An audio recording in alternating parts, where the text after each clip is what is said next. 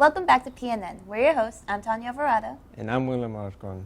Students, school will be closed for Election Day on November 7th. And school will be closed November 9th and 10th for the NJEA conference. On November 13th, that following Monday, we will have early dismissal. With Election Day arriving in the next couple of days, let's see who won in the Student Council election and our Students of the Month for September with Genesis on highlights.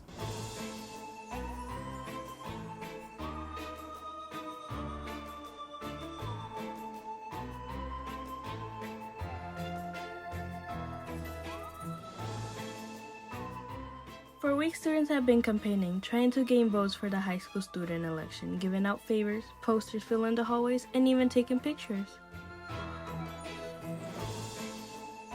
October 10th, 2023, a link was sent to students allowing them to vote for their favorite candidate.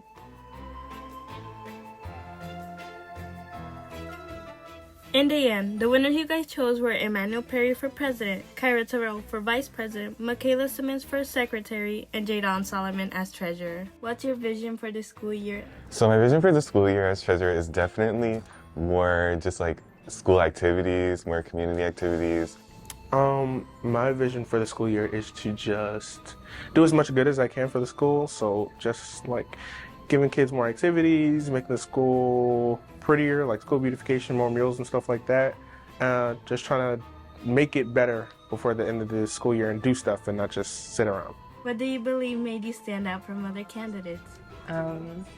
I think that I have a really bubbly personality and it's very easy for me to make friends and meet people. So I think the fact that I'm sociable really helped with my campaign. I think what made me stand out from other candidates is that I'm creative, I have a lot of integrity, I pretty much respect most staff here, and I have a lot of friends, so. October 12th, 2023, the Students of the Month for October were announced. For middle school, it was Millia McNeil, a 7th grader, and for high school, it was Giada Fraser, a 9th grader. Did you expect to win Student of the Month your first year at PAWS? I did not. I didn't even know that there was Student of the Month for middle school, so I didn't. What do you think helped you achieve Student of the Month? I think my personality and the way I identify as respectful. I like helping others out. And if anybody has anything to ask me or anything to say to me, I'm always willing to give it. Mainly staying focused and being respectful of the teachers. Do you have any advice for your classmates? Well, just do the work, and if you miss a day, just do it anyways and continue with the work. Always do well in and outside the classroom because you never know who's watching, and it's always good to be who you are and don't change for other people. Thank you, Genesis. Congratulations to all elected winners and to the Students of the Month. On November 4th, if you have any family or friends in pre-K to elementary school, take them to see the children's play, Mariposas, available in both English and Spanish at the Plainfield Public Library at 12 noon. Moving forward, let's see what Mr. Thomas has been up to lately with Kelly on Teachers Are People Too. Hi guys, welcome to a new season of Teachers Are People Too. I'm your host, Kelly Constante, and I'm here with Mr. Thomas. Welcome, Mr. Thomas. How have you been? I've been very well. I cannot complain. So, why do you wear a suit all the time? Because years ago, one of my mentors told me it's good for the children to see a man in a shirt and tie, so I've been doing it ever since. Okay, so what are some of your hobbies? I play chess, I play video games, I watch a large amount of television. Do you have any children? Yes, I do. I have a son, he's 30. Okay, so how long have you been a teacher? 37 years. I've been in Plainfield for 25 of those 37 years, and I taught in upstate New York, Buffalo, for 12. Why did you decide to become a teacher? I came out of college with a business degree, and I started substitute teaching, and I kind of liked teaching and went back and got my certifications, and the rest is history. What kind of jobs did you have before becoming a teacher? I've had just about any kind, from washing windows, to digging ditches, to accounting, to hiring people. I've been around the block, but most of my life I've been teaching, and I was in the Army also. How long have you been in the Army? I was in the Army for 12 years. That's pretty great. Out of all the years you've been in a classroom, what's the funniest moment that happened? I could sit here all days, but the funniest one was happening was just before I had my knee surgery, and my knee went out right in class in front of the kids, and I'm on the floor flopping around, and they're laughing because they thought I was joking. Yeah, that's why you're laughing at it. The picture is, it was crazy. And when I came back from getting myself together, one of the kids was on the floor imitating me and stuff. As someone who worked in Plainfield for many years, what made you stay? I like it here. Simple as that. I like it here. I've established myself. I have roots. I have friends. I have family. I like it here. If you weren't a teacher, what would you be? I would be in the Army. I'd be retired from the military right now doing some kind of consulting. All right, that sounds fun. So, what advice would you give to your younger self? Go into the Army, do 20 years, then teach. Well, you were 8 years off, so close enough. Can you tell us a joke? Two peanuts were walking down the street. One was assaulted.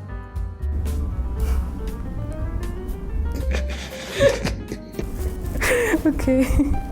So, do you have anything to say to Paz? Paz, I love you. I'm here until I decide to leave, but I'm here for a while. So, before we wrap up, we're gonna play a game of rapid fire. Well, I'll ask a question, you say the first thing that comes to mind in under a minute. Okay. Ready? Who was your role model?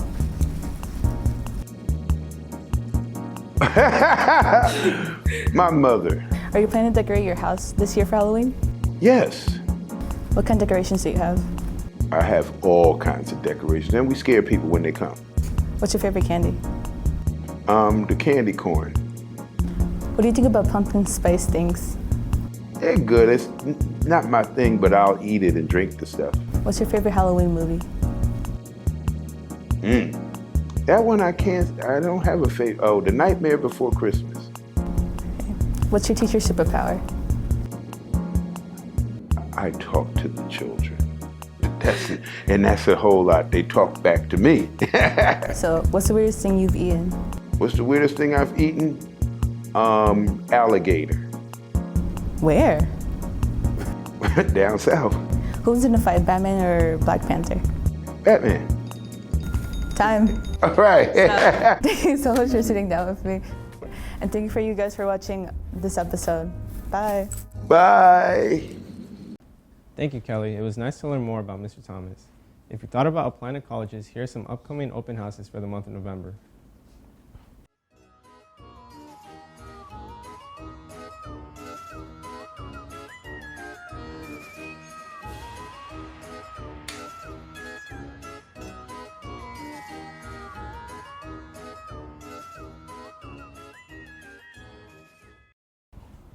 With October coming to a close, 2 deadlines are coming up.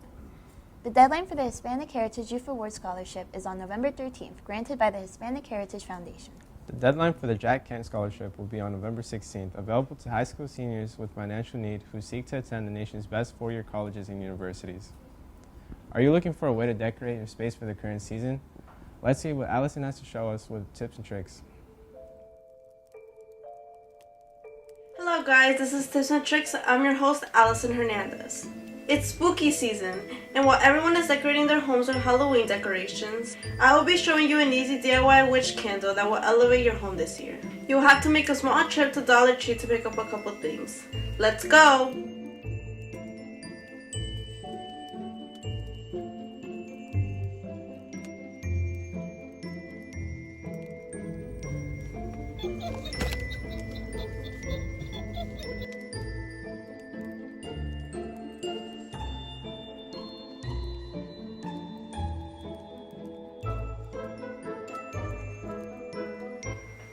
Now that we have all our supplies, we can get started.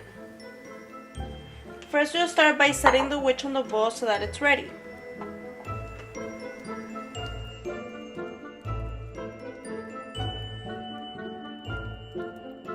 Then we will start by breaking the candles into pieces so that we can boil it and turn it into liquid. Make sure to take the wicks out of the candles. Place them in your bowl.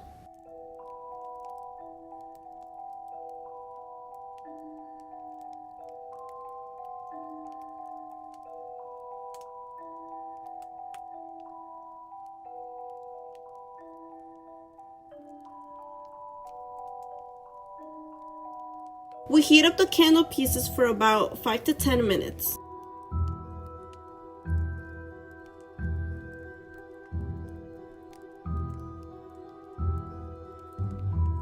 Once the candle wax is ready, it is optional to add an essential oil for a nice scent. Then you will pour it into the bowl. Wait 15 minutes so that the liquid can harden up. Light up your candle and you're all done.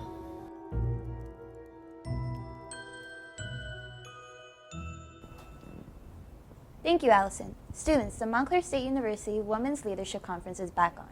If you're interested in attending, talk to Ms. Bergamotto to reserve a spot. Now this time on Student Spotlight, Jocelyn was able to speak to Kelly about her acceptance into the Montclair Early Bird Program. If you want to nominate a student to be on the next episode of Student Spotlight, click and fill out the link below in the bio. Welcome to another segment of Student Spotlight. This month we have Kelly Constante, who just recently got accepted into the Early Bird program at Montclair University. The Early Bird program is a pre-admission Montclair State program in which students who are juniors get to apply for an abbreviated version for the fall of 2024. Kelly got to share her experience showing her future establishments now that she's gotten accepted into Montclair University. So basically, if you get accepted to the Early Bird program, you're accepted to the university. But I applied, I believe, the first week of June, and I got the reply on the first week of July. And then I think last week, they sent me the official acceptance letter through them. The process was pretty short, actually. It was an abbreviated version of the actual application you have to apply to. They ask for like your personal information, your social security. They ask for your parents' information as well. Also the interest of field you're trying to go to in Montclair if you decide to go there officially. It's really simple. You have to put your name and not date, like your name, your last name. Also like your social security, your other personal information, how much your parents make.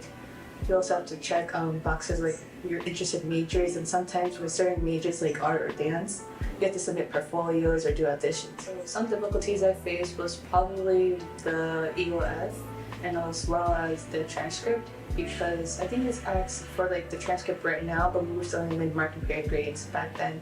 So I asked Ms. Bergamotto and she helped me get the mid-market period grades and my transcript as well. Initially, when I put the interest of field, I put it undecided because they have like a little discovery program. But I think right now I'm leaning towards marketing or somewhere in the business field or even film as a minor. I'm still thinking about other universities. I also have to figure out financial aid and how to get there, like transportation-wise.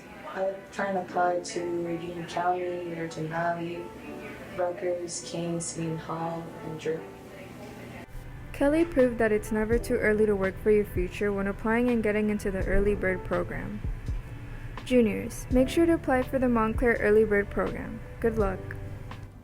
Thank you, Jocelyn. We are proud of Kelly and her accomplishment of getting into this program.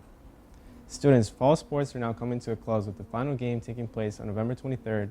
Boys varsity football will be facing Westfield at 11 a.m. Make sure to come out and support. Before the spooky season ends, let's see if any students have had any creepy experiences on Walls Halls with Andy. What's up, guys? In Between the Walls and the Halls, Season 8, Episode 2, Halloween Edition. Let's see what people got to say.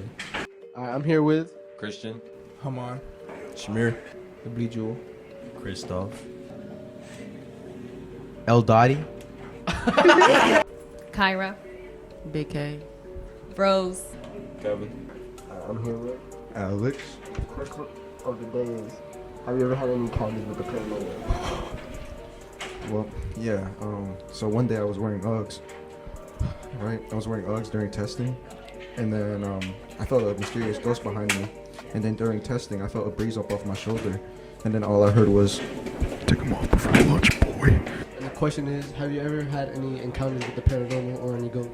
Yeah, one time I didn't do my vocabulary for ELA, and all that night I heard, "Do your vocab, do your vocab." It was like, Miss Bentley. Yeah. One time I was asleep. It was like in the middle of the night. I was asleep, and I felt like something like slapped me on my lip. Like it was just like and then it's like that was really I was really confused, and my face was wet and stuff like. It was weird. And the question is, have you ever had any experiences with the paranormal? It wasn't really paranormal. It was in my dream. I was just chilling in bed one day. I had a swell dream. It was about a school life and everything. And then out of nowhere, Doodle Bob was in my room, and he erased my whole family one by one in front of me. Then when I got home later that day, Doodle Bob came out of nowhere. Stop laughing. And he me. So what happened next? He me yoy. Yeah, low key. Alright, so boom, I woke up in the middle of the night, and then out of nowhere, something just pulled me, and it was like. So when I was 10, I woke up for breakfast, and there was this ghost in my kitchen. I asked him his name, and he said his name was Nicholas Richardson, and ever since that day, he's been making me breakfast every single day. Yeah, I actually did. Last week, right? I was working my closing shift at 3 to 11, right? As soon as I'm closing, putting up the chairs, right? I'm feeling kind of freaky, you can tell I'm tired, after working at 3 to 11. Who wouldn't be tired? While I'm putting up the chairs, I look behind me, and all I hear is.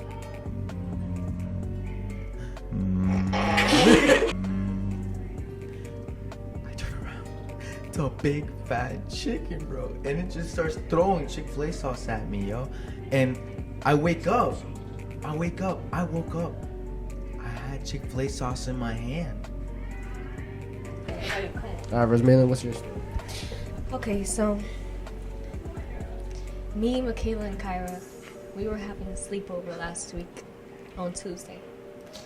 And it was around 1 a.m. And I thought everybody was sleeping. And so I heard some noises from downstairs, and I said, oh my God, there's someone down there. And I was like, I need to go down there and keep everyone safe. I need to be a hero. I need to be that person. So I went downstairs and I said, okay, today's the day. The noises kept getting louder and louder and louder. I go downstairs and I'm ready to fight. Turns out it was just Kyra eating all the food she had in her pantry.